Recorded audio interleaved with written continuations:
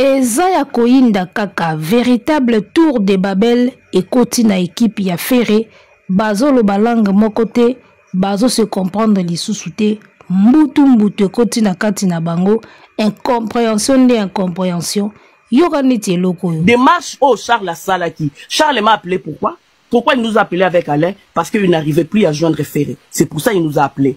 Mais yo, est-ce qu'avant Obima, Obenga qui manque on a biso? Il m'a appelé une fois. Il disait, ah, petit nana Obenga, on va les sauter. Oh, je dis, mais pourquoi tu parles toujours comme ça? Il dit, mais c'est comment? Ça fait combien de temps on s'est pas vu, on s'est pas checké? Je dis, oh, ça fait un moment, je dis, qu'est-ce que tu fais en ce moment? Tango, le petit au merveille à Zol, les Kazolo Baké, faire azui date il y a 16 configurations, il y a 16 000 places. Na benga Charles Tabou commissionnaire, que na benga faire. Yo bi ke ba benga nga. O yo zo finga Charles Tabou commissionnaire. Yo e makamwana. Charles Tabou tonga ke na ole la kuna pas faire. Na benga commissionnaire. Na bandela on sous Charles Tabou commissionnaire, ya ba yu arena. So bo protéger na lobby yango. Ama meza bitumbe lele. Meza bitumbe. Arrêtez la musique. Arrêtez. Katazoba. Kinshasa, Brazzaville, j'espère que boza bien. Topesi bino ba mbote ebele. Awa bozali kolanda iza Bo Hollywood TV. Na chronique na yango Katazoba. Tobengi chronique intelo. Et salamaka pe epesamaka na mwana mwasi o tobengaka la gourou du temple. La gourou de son temple. Eagle Woman, la maman des aiglons, yemoko na commande, yemoko na machine, yemoko na volant, et zalaga ye, et rozalaka ye. Restons ensemble, il n'y a pas de souci. Abel Boalande Makambwe, Amamata Makambwe. Eyemba ta vie nanga bailo kanto. Nanzembo na ye ya étoile. Nalukaka na yebaka o, yangana nanyo. Likambwango bilobela na belobi ya bato kaka yanga ye ekamwisinga kombo nanga na se ya soseti butu nzela ya molili pona nini na kovanda kokanisa nini yango nga nasali nazalaka nanga na likambo ya moto te moninga kombo nanga na se ya soseti bato kama balobaka kaka yanga ye ekamwisinga kombo nanga na se ya soseti butu veut dire que kombo ya Charles Tabou butu moi na minoko ba Gaulois, l'homme le plus cherché chez les Wamais, Charles Tabou na ebisa yo neti kabalia mwana bato tabulei neti kaka balela biso mwana bato tabulei atikela biso neti kaka ba Gaulois balia ye kombo ya Charles Tabou na minoko ba Gaulois ezokoka kolongwa te. Alors moi je pense que Charles Tabou il faut ça la live moko a Robert a déjà vu ce qui est sûr live moko TikTok oyo vraiment ako détailler makambo nyonso ndenge eza asalango na Marc Tabou te asalango ka ye moko. En tout cas Charles Tabou, si tu vas nous écouter frérot, tu dois t'exprimer pour ne pas dire t'expliquer. D'accord, tu n'as pas de compte à rendre na batou, tu dois juste t'exprimer parce que ton nom est traîné dans la boue frérot. T'as pas idée. Bon, je sais que tu vois les réseaux sociaux déjà et on connaît bien les fans de Ferré. Baza fanatico bazaka trop épidermique. Le gros l'artiste na bango ebisa bango ba vérité te à la moindre des choses banda mbamo ko s'attaquer na bato o baza pembeni sans pour autant ba ke faute ou ta pas artiste na bango très souvent. En tout cas Charles Tabou, si tu nous écoutes, tu dois t'exprimer, tu dois parler à travers un live TikTok parce que c'est la tendance aujourd'hui. Charles Tabou, exprime-toi. Dis-nous ce que toi tu as, dis-nous ce que toi tu sais. Je sais qu'il y a beaucoup de choses à l'interne, oyo, ozo bomba. Peut-être pour la Sony à Ferré. Tu vois, ngana ebi que yo za muto tanga Charles Tabou a muto tanga bana batangi nchiki banini baza cultivé. Et ça la bilo mususu soki azo lobate à garder silence, peut-être et pour naka boya koyo qui artiste Sony. Parce que moi je parie que ce qui Charles Tabu le bien font la live TikTok. Robert a déjà ma vie est belle, c'est sûr. Abanda ko détailler biso makambo et salami à l'interne na live nation na you arena. Bagolo e belé ba oyina faire. D'accord? Faire makamne belé au beba. Parce que moi je suis convaincu au plus profond de moi que bêtise et outil pas artiste. Na ebi bien. To ebi mutu na biso bien yaya. To yebani. Tu vois? Et pendant le live wana oyo ya ba tour de Babel, ngana benga bango tour de Babel, c'est une véritable tour de Babel les gars. C'est la tour de Babel. O boyoka na kati ya Bible, balimba tonga ndako moko mulayi ekoma tipa nzambe ba mona nzambe. Kanda nzambe tindeli bango mupepe, ba panzana bakomolo ba langue différente. Et loko salami pa bataferi yango wana, une vraie tour de Babel. Balingaki batonga eloko moko boye ba meka fali sko nzambe na bango na musique batonga yo arena moko boye ba meka sko fali kanda siko ya nzambe epanzi bango neso muta komolo balangue na ina minute na minute équipe ya Fereko baza na tour de Babel mutu na muta komi ko lo balangue na ye bazo se comprendre sauter. Ozo kanakati live papa Rose azo gangela le roi tendance qui crie sur Marc Tabu qui crie sur c'est du n'importe quoi les gars. Une vraie tour de Babel et côté libatuana. Kandi baloba boya nzela moko bako panzala na nzela sambo. Bo panzani na nzela sambo. Boya qui en bloc. To beta yo arena to la qui safali. Et là vraiment vous êtes dispersés en 1000 morceaux. Bo panzani peda na nzela samboka nde Bible lobaka. Boza ya kopanzana bino moko na ba live déjà bozo yokana te tande bozo gangela na neba amike. N'écris pas sur moi, okuna n'écris pas sur moi. On dirait bana mike. Et puis moi je suis en train de me demander est-ce qu'il faut boya ka koloba makambu misusu na ba live. Bato baza proche ya feri, est-ce que c'est propre? Na ebité époque ngo tozo vivre en tout cas na ebité. Ngana na mwina ngate sule kauka edi badiata o koko dila soso kinani batafere bavandi batafali bavandi na TikTok babando sa ba live balo bakasko mondinga zuite na Angola wana akomona abetite na Angola ça ne se fait pas du côté de Fali. Pourquoi bato afere na bata bureau o mama présidente ya bagolwa o Kingandi communicatrice ya fere pourquoi bayaka ko sala ba live na TikTok et puis bazo tonga Fali na ba live ya TikTok? Comment yo maman présidente yeba Gaulois okoki koya na live ya TikTok ozotonga Fali équipe adverse izala kati makamba ta fere bazo sala ça ne se fait pas bino bo bato bo mona na kati bozala ka so bosola ba réunion na bino na kobatama bato ba censé ba sala ba live na TikTok eza ba fanatique simple na ba chroniqueur bino bo bato mo soka problème kambunde ba moni bino. So kaka émission moko ezande ba bengi bino en direct na émission. Mama bata fere ba yeba na bango telo ni fo sala ba yeba na bango tena ni fo sala nini muta ebi place na été pas fere. Muta ebi na été tala nde ba panzani na nzela sambo alors que bayaki groupe Mungulupa. Comme Charles Tabu a mis si tu nous écoutes frérot, tu dois t'exprimer. Il faut ça la live au détail biso ce qui s'est passé parce que comme on a yo a on a minoka ba Gaulois et comme le roi ballon et qui est gauche et qui est droite, c'est toujours toi. Et Marc Tabu le roi là ya bima ki liboso, yé mutata ko encaisser ba balle la place na peut-être mais c'est ton nom qui est traîné dans la boue frère. N'habité peut-être faire mutazo calmer yo.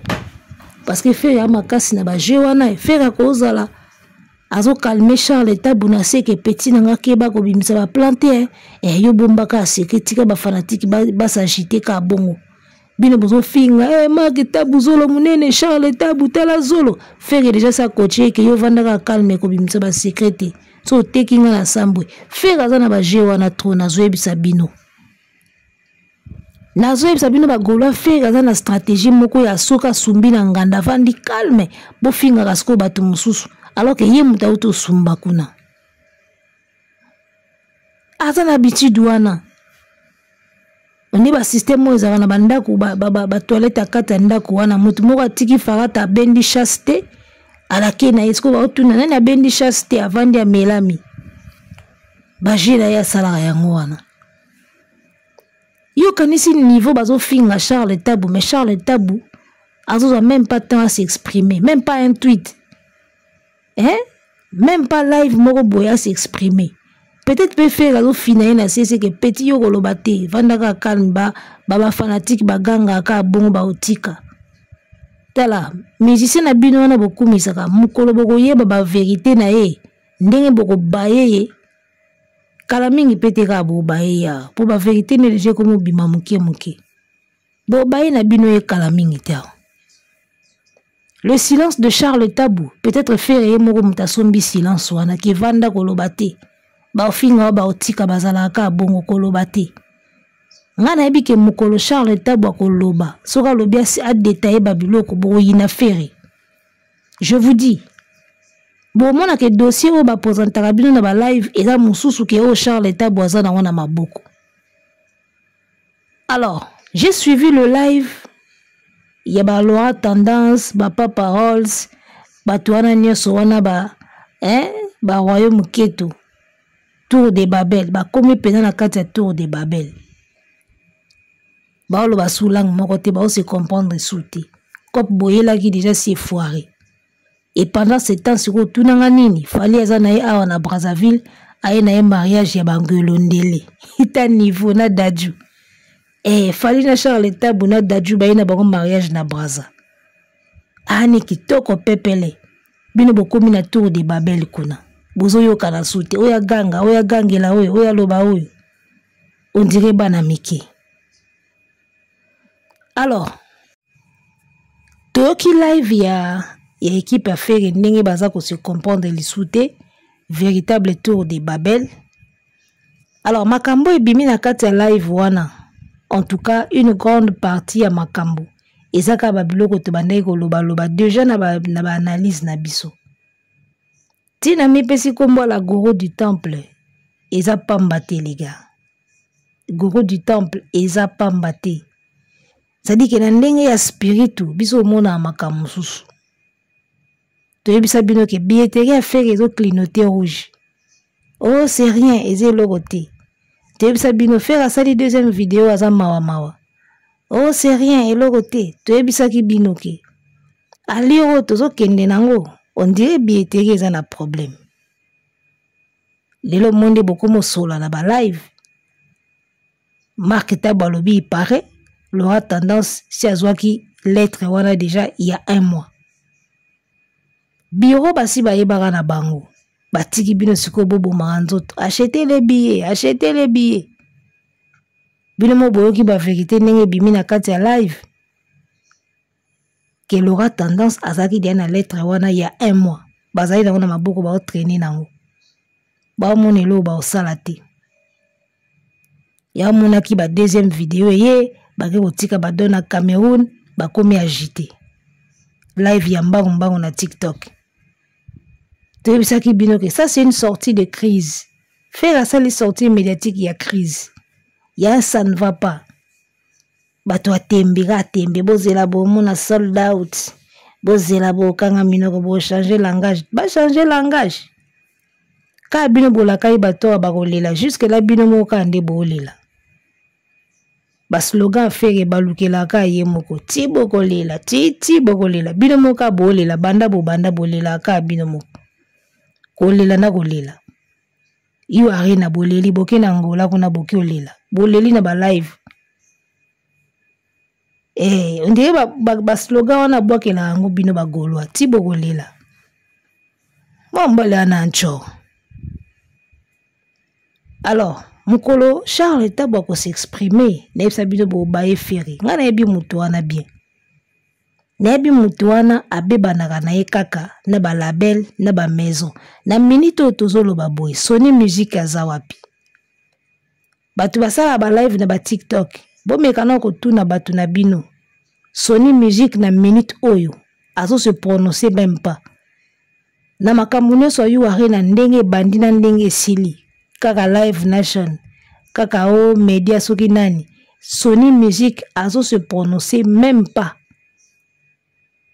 komba Sony Music na makambo ya Yu Arena etangami kutu te soko Sony Music asalaka nini aza wapi baza na niveau nini na feri Sony Music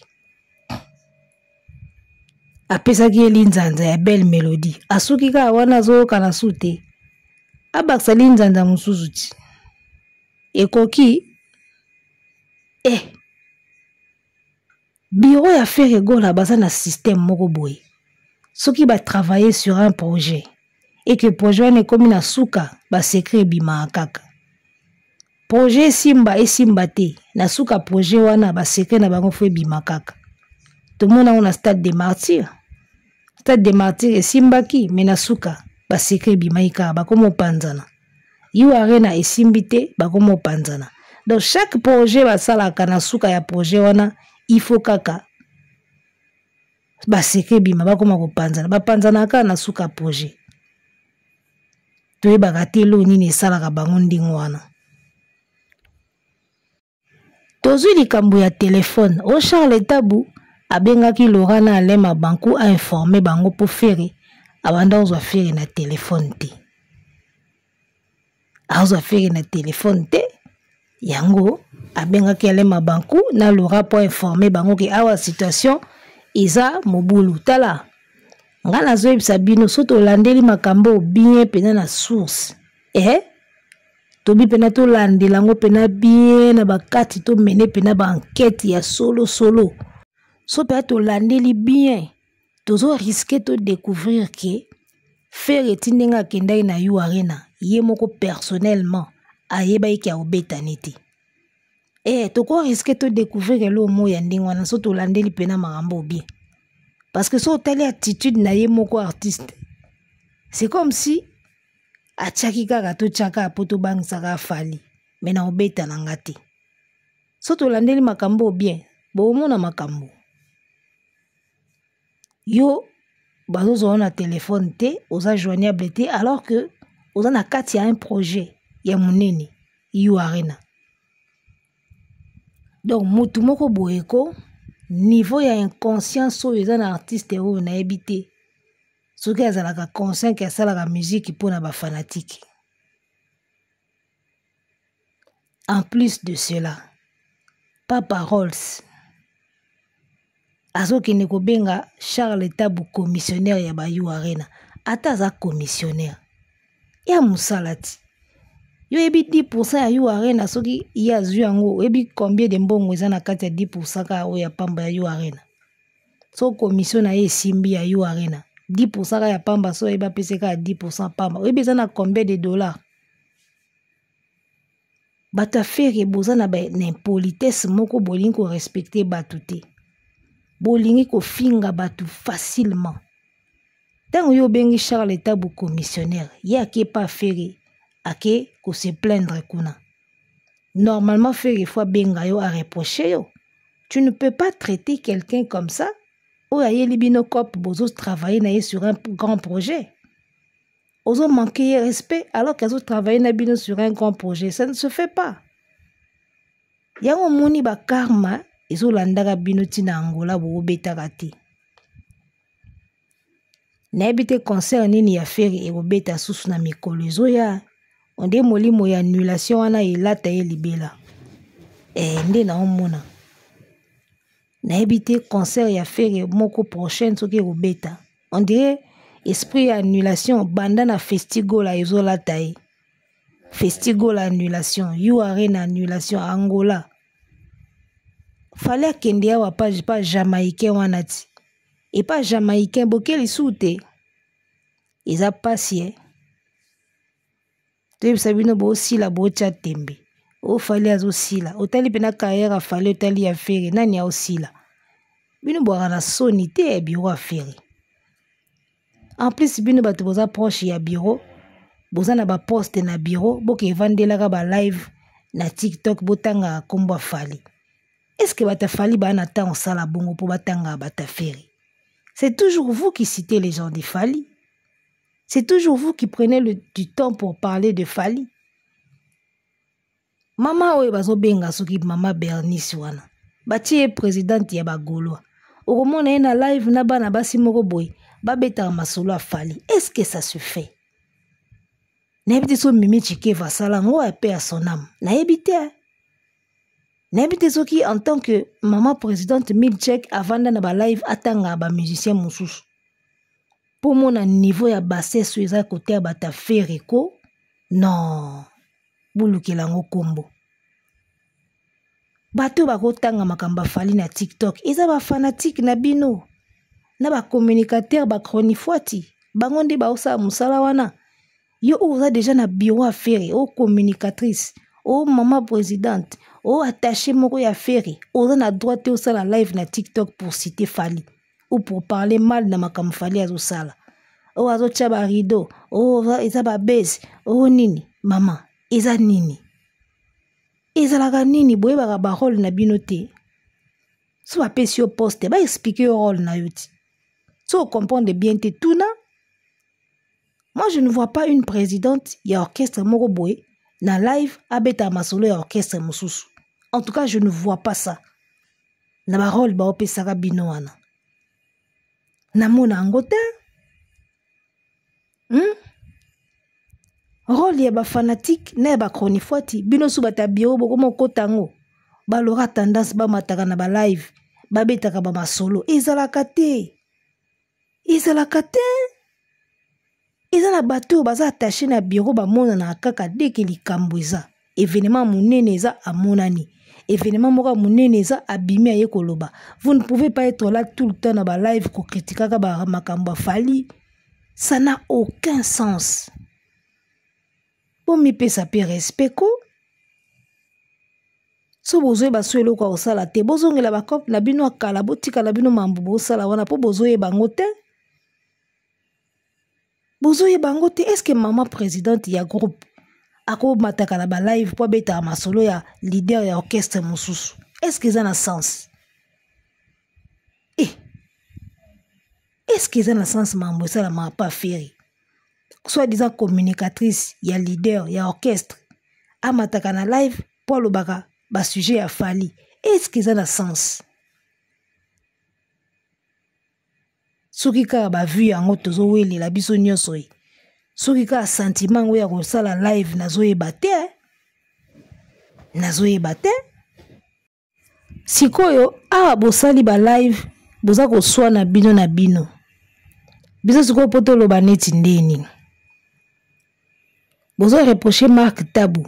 Oh, ce n'était pas à toi de venir informer les gens. C'était à qui de le faire?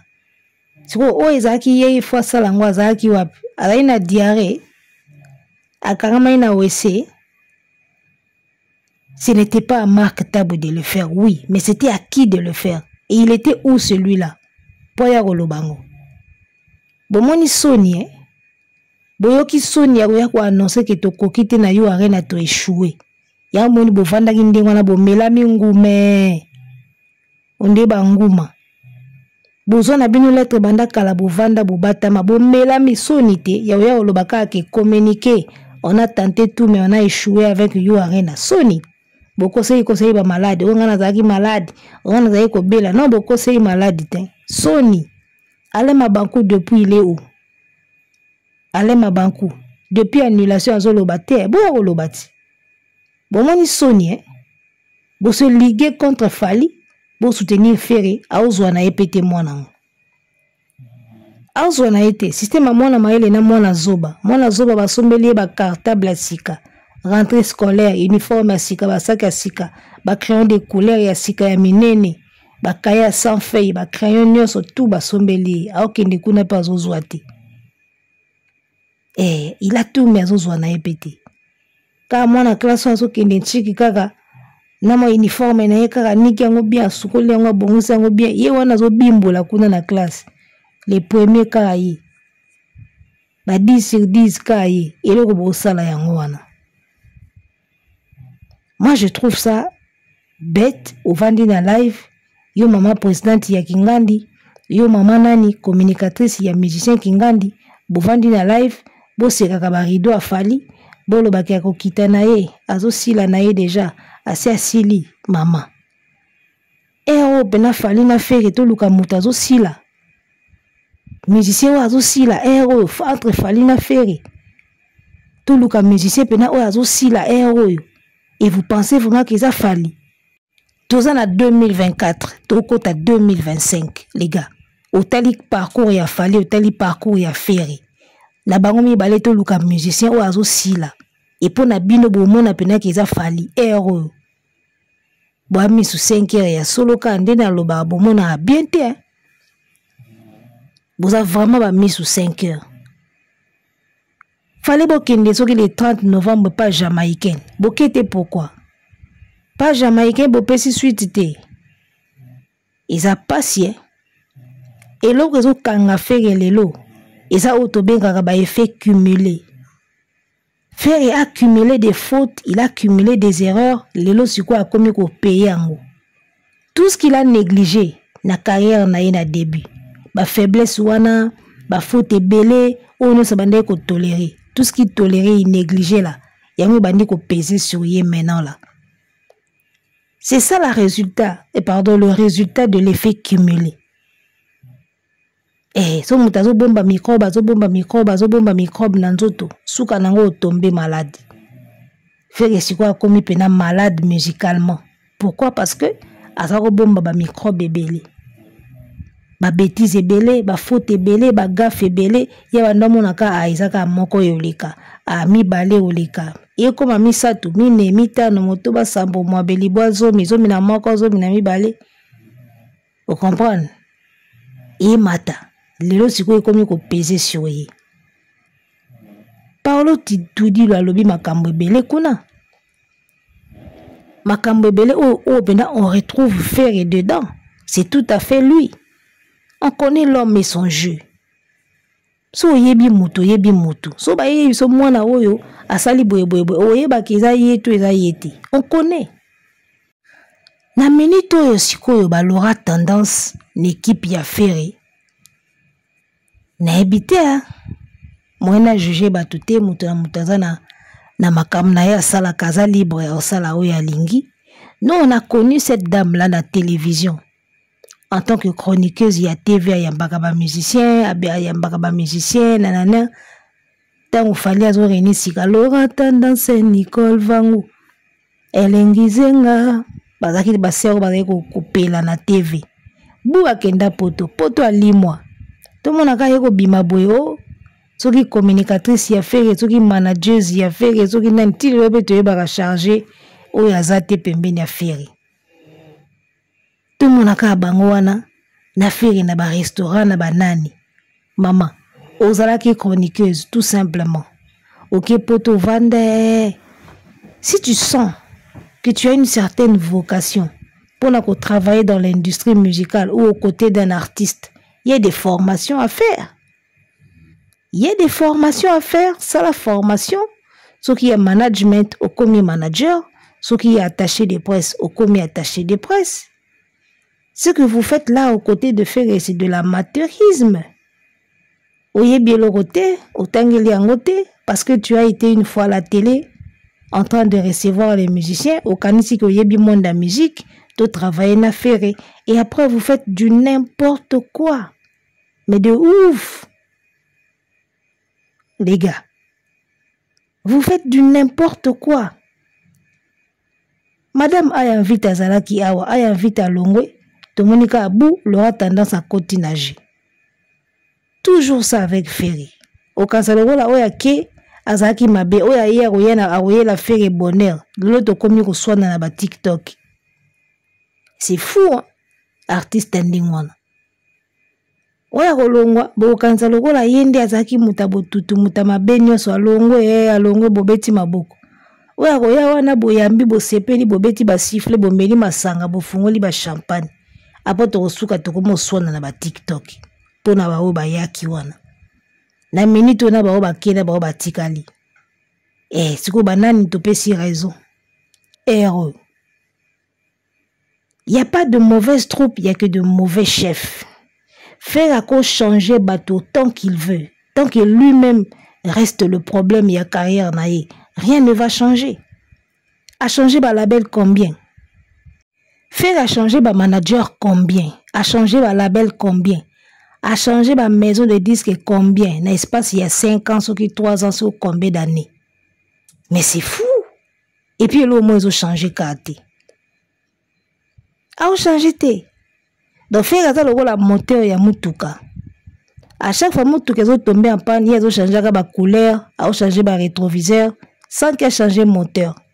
Donc tant que yemo ko moteur ko tika la mboa, on changer la couleur tant que tu veux. On changer le rétroviseur, on changer la couleur à car, on changer le pare-brise, on changer la vitre et la portière. Même problème, moutou qui est tambola raté. Vrai problème, est moko. Pas de vision, pas de rigueur. Il n'a aucune vision, aucune ambition. Il a acharné à travailler. Il n'a aucune créativité. Il a aptitude, il a soupleté. Il n'anticipe jamais. Dans le monde, il faut vraiment que vous ayez un bon anticipateur. Il faut vraiment savoir anticiper. Tout ce que faire n'est pas yangoana. Yamoni a qu'à changer le communicateur tant qu'il veut, il n'y aura rien. Arrêtez la musique. Arrêtez quoi?